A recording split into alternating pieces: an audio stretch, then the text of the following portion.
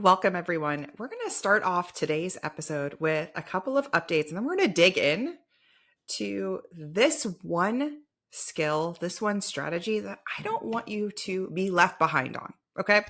So before we do, I'm going to share a couple of wins. So as I'm recording this, I have been doing a lot of head down work inside my program, the Purpose and Profit Club, and working through a lot of my client successes. And I want to share two of them with you today. The first is one organization who came to us with a solo ED, doing it all, having a couple of admin folks, a couple of volunteers, but really just a solo staffer.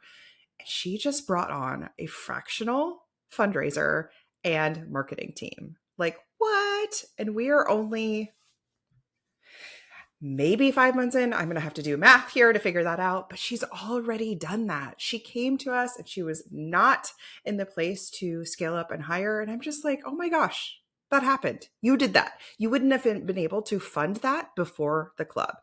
So that's the work we're doing. Another client, I was going through one of my clients and her win, and we have this multiplier tool inside the club, which will help you kind of see, what did they say? The forest through the trees. You can see in your current donor base, in your current pipeline of constituents, where you can access and tap into to upgrade donors. That means you don't have to add more donors. They're already there. And she took a donor from $5,000 a year and upgraded them to $20,000.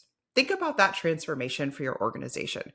All we did was use the donor multiplier tool that's in the club and then refine her pitch process and maybe a little bit of belief work along the way, right? That's it. That's what it takes. Now, I'm going to talk today about how you can think about something like that, where you are really just doing individual major donor outreach and how that can work in tandem so beautifully with growing this influencer marketing strategy, growing a social street team for your organization, and how the two can work hand in hand, because they can. Because your influencers, your digital street team should be made up of what we're going to call micro influencers, the average folks on your list. Those are ambassadors, and then big ticket influencers. Okay, so I'm going to give you a behind the scenes look at this method that I created and why I think it's so important for your organization to prioritize starting a street team or adding to your street team today and not next year. So influencer marketing is quickly becoming the number one way for nonprofits to break through the algorithm constraints and get funded into the next decade. So if you're not building influencer marketing partnerships now, you're already falling behind. All right. So there's some tough love. And let me set the stage about next steps and the power of these influencer campaigns. So I want you to think about this whole episode today about how could I have my ice bucket challenge moment? What is my micro moment that my organization could have? Because you do not necessarily need Cameron Diaz flipping a, ice bucket over her head to have a hugely, wildly profitable influencer marketing program. It'd be cool if we could have her, Beyonce, Taylor Swift. That's not what you need. And that's not the process I teach. But how can you have a micro moment? Because those micro moments will unlock hundreds of thousands of dollars of funding, visibility, awareness, support, influence for your organization. Okay. So we're seeing a shift, and I've been seeing this shift for many, many years, and for-profits know this. Okay. They know this. They've seen this shift. They've invested in influencers for many, many years of the creator economy. Okay. Moving from ad-driven campaigns to influencer-driven campaigns. That just means creating those partnerships. The way that I teach it, you're not paying for those partnerships. So I want you to think about somebody that you follow on Instagram or your TikTok or your favorite social platform of choice. And I want you to think about that person. Now, I'm going to do this exercise with you. I'm going to think about a interior designer that I follow that has a really cool aesthetic because she merges modern and antique design. So it's this eclectic vibe. So she has over 1 million followers, and this is her, she's creator economy. This is her full-time business. Now, many, many nonprofits do not realize that there are people like her all day, every day, who have a mission driven, a purpose driven piece to their heart, to their business, who have simply not been asked to partner with them. Okay. So for example, she may in her content start to dip her toe into the environment and saying, you know what, I care about a sustainably made furniture. Oh, now I've got a flag. Now I've got a leg in if my organization is an environmental nonprofit. So the point here is you have to find mission alignment. Again, it's not about Beyonce. We love her, but unless there's mission alignment, it doesn't work. Okay. So the process I teach is about that mission alignment. So it is really, really essential to think about, okay, 1,000,000+ followers, that sounds amazing, but I want you to like zoom way out. And I want you to think about who's right here, right now in my audience today that would be an amazing partner, an amazing street teamer, because they exist. They are your volunteers. They are your engaged followers. They are the people that pick up the phone, that come to the events, that talk about you anyway. Those are fierce advocates that should be part of your street team. Okay. They have a platform of choice that they can help you fundraise on. Okay. So this isn't about having Susan come onto your platform and talk about the work she does or why she loves your organization. No. This is about having Susan go on Facebook or Instagram or her preferred platform, lift you up and fundraise with you. This is how we end the fundraising silos. Okay. Then it's about partnering with those other influencers who have 20K, 300K. Those are the sweet spot, y'all. They don't have PR teams yet. Okay. And partnering with them, tapping into their capacity, tapping into their engaged audience. Think about this. Think about like a trail runner. Okay. So a trail runner who's like super outdoorsy and really into all of the things that come with that. I don't even know. Their audience that follows them is also super outdoorsy. So if you are a nonprofit that serves the environment, maybe that serves some sort of community-centric, hyper-local piece, that would be an amazing mission alignment if they also live in your community. You with me? And here's the thing. Influencer marketing is not just like a come and go trend. It is not. It is here to stay. And at this point, you're falling behind if you're not developing the critical skills for you and your team to look at this as part of your fundraising strategy. Did you hear me say fundraising and not marketing? It's both, but it should be part of your fundraising strategy. So if you come to me and you say, Christina, giving is down, Christina, giving is plateaued, Christina, we're going to the same group of people again and again. Where's your street team? Where are they? Okay. Now, the process I teach makes it very, very simple. So this does not feel like board work. This does not feel like community work or committee work. And instead, this is about building a community of super fans who are like, how can I help? What do you need? At the time I'm recording this, there is a lot of disaster relief happening. So locally, we've seen a lot of hurricanes. And so we see these nonprofits mobilize. Then what do we see? We see the people who know them mobilize. How do we help? Then we see the friends of friends of friends online on Instagram saying, what organization do I donate to? How do I help? Right? That's that firework moment, that advocacy. Now you can have that without it being an emergency situation. You can have that without being a disaster. Okay. Now, several of my clients have created and launched their first street team for Giving Tuesday. And this is a really fun way to do it because we know Giving Tuesday is a noisy day online, but that doesn't mean you're going to sit it out. That means you're going to mobilize your street team of influencers and digital ambassadors. So it doesn't matter if you yourself have a small following. That doesn't matter because when you tap into the creator economy, boom, now we start to see that momentum and that ripple effect. So one of my clients came to me, they had less than 1,000 followers. They had 0 social street teamers in advance of Giving Tuesday. And Giving Tuesday was always one of those have to, like we have to, but I don't want to online giving days. You know the ones. And so what I said was, let's put together a street team. Okay. So we went through and said, where's the mission alignment with influencers? What does that outreach process look like? What is the fundraiser that we want them to lift up and advocate for you? They 5X'd their results. I had another organization come to me with this very similar thing where they're like, Giving Tuesday is actually pretty good, Christina. It's pretty good. It's not too bad, but it could be a lot better, right? It could be a lot better. I was like, you're right. It could be a lot better. They were closing in on $1 million a year. They had some really, really great ambassadors, but they weren't tapping into them this way. They were using them for some peer events, peer-to-peer events. They were using them for some peer-to-peer events, but that was just like scratching the surface. When you have a street team and you mobilize them, it almost feels like a PR moment. Again, it's your mini viral ice bucket challenge moment. And that's what they did. And I remember messaging them on Giving Tuesday and I was like, how is it going?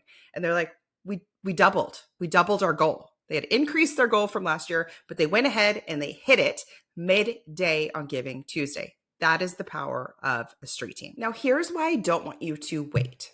Okay. I don't want you to wait to create your street team. And by the way, call it something, give them an identity, make it as branded as your recurring giving program should be. And if it's not, send me a message and I can help you with that. Okay. So you want to think about who should be on my street team? Who can I ask? What is the next step that I want them to take? And again, it should be very, very easy. We teach a process. We have a template for it inside the club where they get a digital toolkit. And I like to say it's like ordering off a menu versus cooking Thanksgiving dinner. That's the feeling that it should be when you're on a social street team. This should not feel like board work. Huge mistake. If you're listening to this and you've said, yeah, we've tried this, or yeah, we already have this, I promise you, you don't.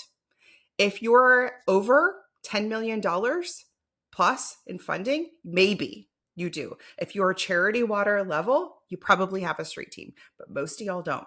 Okay, so there's so much opportunity. Now, a key here is retention. One huge mistake I see nonprofits make when they dip their toe in this is the retention piece, meaning we see a lot of street teamers who are one and done, or you ask people to share a post and they're one and done. No. I want you to think about this like you're retaining your monthly givers. Okay. They should be part of your community.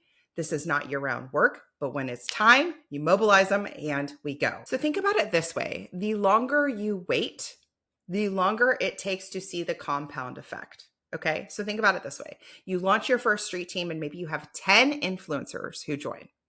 That means this spring, when you have your spring event and you know giving is a little bit slower in the spring, now we add 10 more to your street team. How many are on there now? 20. Okay, because we're going to retain the ones from year end. Now we have 20. So you're not the only one on the phone, sending notes, making calls, sending emails, sending direct mail. Instead, you're like, all right, street team, let's go. And they are using their networks of choice, their preferred networks to lift up your cause, your mission, your fundraiser. Y'all, do not wait for this. Do not wait for this. The time is now to do this. And I have seen, because I've been teaching this method for many, many years, and it's worked for my clients for many, many years, I have started to hear and see people go, wait, say more about that. Whereas 5 years ago, people are like, no, we're going to do it this old school way. So I see that you're curious. I see that you've started with 2, maybe 3. Maybe it's on your to-do list. I don't want it to be 2 or 3. I don't want it to be small, and I don't want it to be on your to-do list because you're spinning out and doing all of these low ROI activities when instead you could be focusing on major donors, cultivating and upgrading those. Remember, we started the call off with that. And creating a street team, and think about how the two worked hand in hand. So I have a client who is working on their year-end fundraising campaign. And I said, hold up. I want you to go your major donor, secure a match. So secure a matching gift. They secured $20,000 as a matching gift. And then I said, hold up. We're going to use that for your street team fundraiser, right? Do you see how the two, right? Double your dollar. Your dollar goes twice as far. Now that's how the two go hand in hand. Tell that donor about it. Be like, dude, we're not the only ones. We're not the only ones. It's not just the organization. Check out our street team. Imagine a page. This would be my wish for everyone. Imagine a page on your website and you've got your street team and maybe it's called, I'm going to shout out one of our amazing clubbers who she serves the cat population. And she's starting her street team. They're the Meow Ambassadors, which I love that name. It just makes me smile every time. Imagine a page on your website with the Meow Ambassadors, and it says who they are, what they do, and then there is just this list of all of the Meow Ambassadors, right? Where you're like, oh my gosh, this is a moment. This is taking effect. I want to be one. How can I help? Look at all this social proof. You show that to a major donor and you're like, listen, I'm going to make a bold ask here. We're looking for a 40K match this year. Can you be that person? Right? Look at what we're creating. Look at our big fundraiser. Look at the people who will be lifting us up. Think about that value proposition against what you normally might say. Right now is the perfect time to put your focus, build your first 10, launch your first fundraiser, make your investment back and then some when you join the club, by the way, when you do that and build upon it. Because I don't want you to go, well, I'll do it next year. And then your niche, your sector becomes crowded. Right now, there's no one doing this. We have another organization in the club who is working on their mission alignment for one of their programs that serves burn care in Central America. Okay, burn care. And what they've found and what I've helped them see is there are a lot of advocates on Instagram, on TikTok, who they themselves have experienced severe burns, right? And now they're vlogging about it. They're lifting up organizations. They're clearing up a lot of misinformation about that. They're advocating.